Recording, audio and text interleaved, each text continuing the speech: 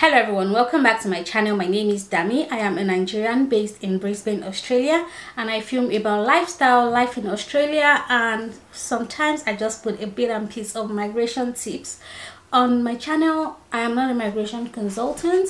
If you need a professional advice, please do well to seek one where you can find.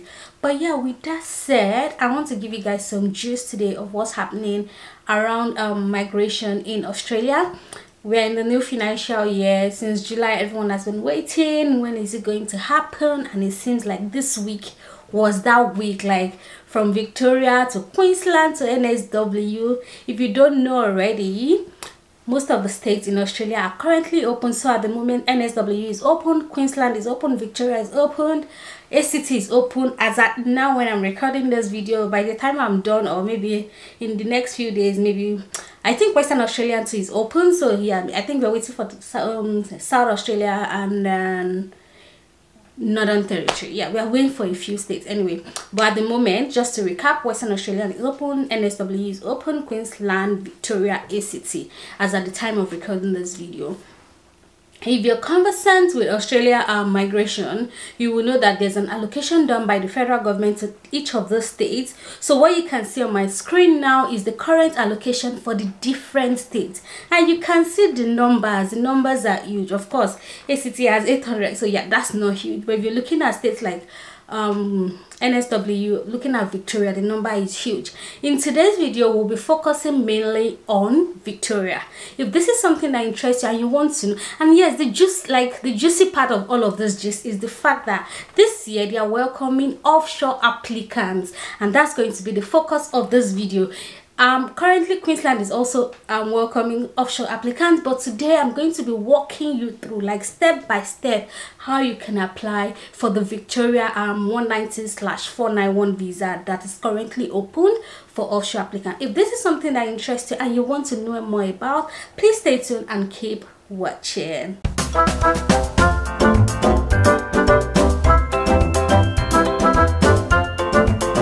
So if you're interested, welcome back, and let's get into the juicy part of today's video. So the first step you want to take is go to the Department of Home Affairs website and register, like open a Skills Select account. Put the link in my description box below.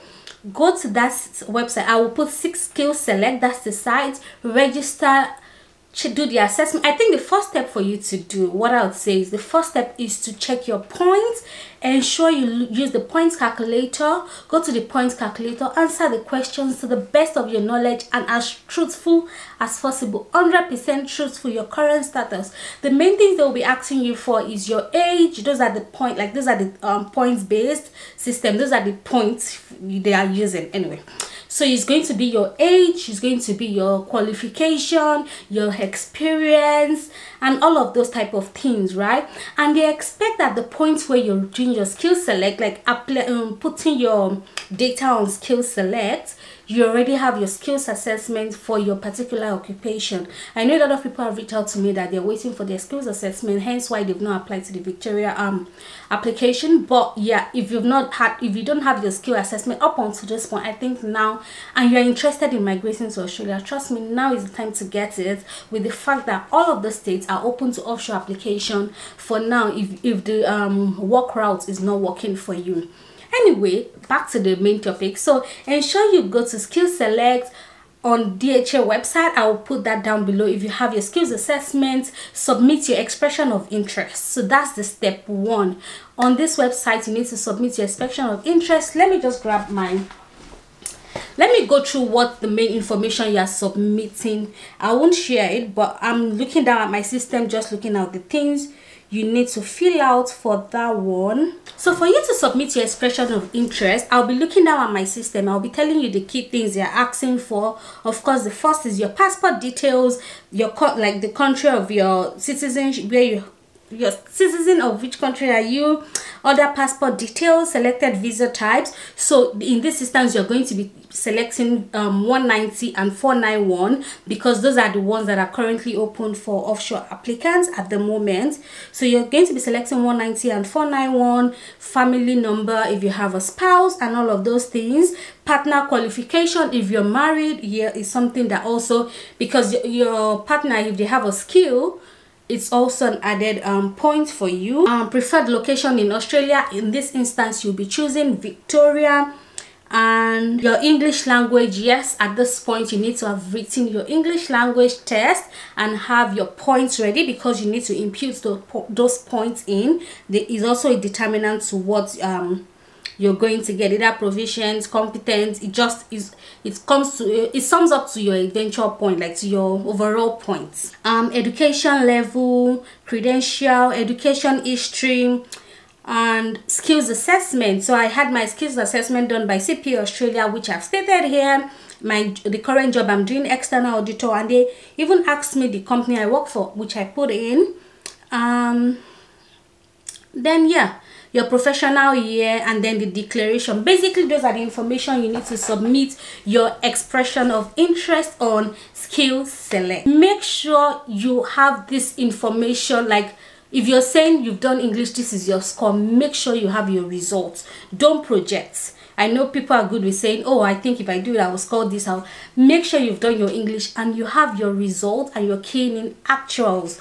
If you're saying skills assessments, make sure you've gotten your skills assessment from the certified body they've advised you to get it from. So the minimum point is 65 points, and like I've always said, don't aim for 65. You can aim for higher because it's competitive. So the higher your score, the better your chances.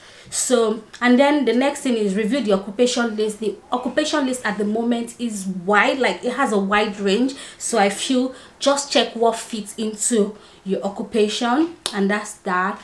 Once you've submitted your expression of interest on the DHL Skill Select website, the next thing you're going to do now is to submit your registration of interest, which is the ROI, on the Live in Melbourne website. And then if you're selected, you put in your application for the Victoria visa nomination. So your ROI is the next thing you want to do. Let's go through the ROI as well. With this one, I will share my screen so you can see.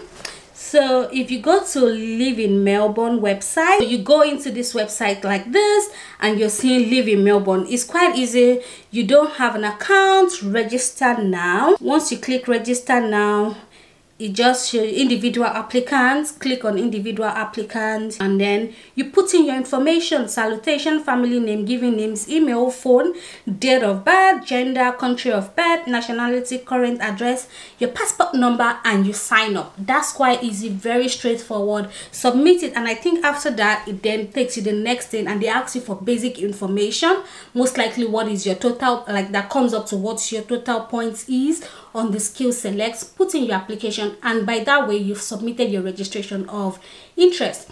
If there's anything they need further, they will reach out to you, and yeah, I think you need to sign a declaration at the end of it to just say that whatever digital declaration to confirm that everything you've submitted is true.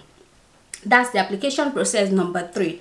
The next step is, once your application is successful and Victoria government have selected your application and they said it's successful, the next thing is just for you to apply for your visa with the Department of Home Affairs after you have received your nomination from Victoria. So that's just it. It's quite easy, it's quite straightforward.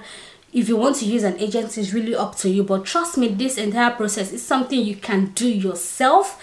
A lot of people DIY it and they get it done. Most of these other informations you will need, they are publicly available, trust me. But if you need an agent, so why not?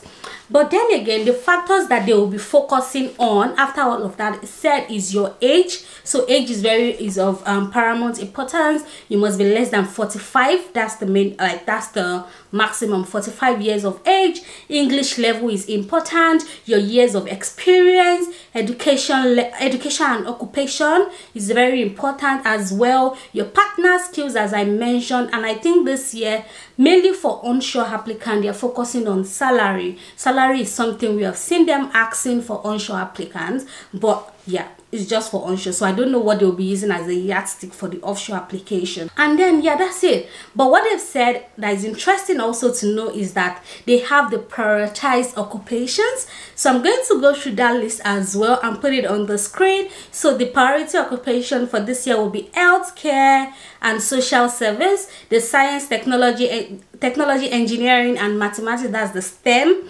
advanced manufacturing, chef, cook, accommodation and hospitality management. But this is mainly for the 491 visa. So if you're a chef, you're a cook, accommodation and hospitality manager, be considering the 491 visa in Victoria, because that's one thing they're placing as priority. And then lastly is the early childhood teachers, secondary school teachers and special education teachers. So those are the main sectors or occupations they will be placing priority on. This process is quite easy. If you have any question, drop it in the comment section.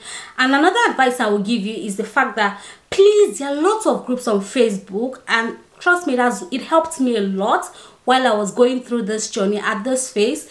I joined those groups on Facebook. I received a lot of support. If the question you have, trust me, someone else have it, and then they drop it on the group, people with experience, and they are able to answer you, and you're easy, you're going, yeah, you get this thing done and easy. So remember, the first thing you need to do is submit your expression of interest on Skills Select. I will drop the link below. Make sure you use the points calculator. I will also drop that in the description box below. Check it out. So once you've done your points calculator, you know what your point is. The next is submit your expression of interest on Skills Select. Next is submit your registration of interest to the Live in Melbourne website. I'll also drop that link below, and then you wait for the good news. Hopefully your application is selected and they nominate you to apply for either the 190 or the 491 visa. Those are the basic things you need to know. I will also drop the link to the Live in Melbourne website, so you can go through that website and see the detailed requirements by yourself for yourself. Because at the end of the day, what I say to people is, on this migration journey, trust me, research is part of it. People are like, oh, I don't have money, I don't have money. Sometimes you're even looking for money because you've not done the adequate research. Nobody can do it all for you. So the basic information is publicly available. Please invest in researching so that nobody will even scam you, because at the end of the day, if you don't even know the right thing to do, that's why somebody can scam you. But by the time you know the right thing to do, trust me, before the person scam yourself, you will scam. I used to tell people that, say, I'm in Nigeria, before you scam, you must be working overtime, because even before you scam me, I've read about that thing. So please invest in personal research. It is very important. It's just as valuable as having money in your hand, because if you are paying an agent $5,000 and it's something you can do yourself, by just investing additional time to do the research, trust me, you are halfway good. So anyway, that's the end of today's video. I hope it helps one or two people at the end of the day, because that's my app, like that's where my joy and motivation comes from. I want everyone to enjoy this Australian dream with me. But yeah, thank you guys so much for watching. I'll see you guys in my next video. Bye.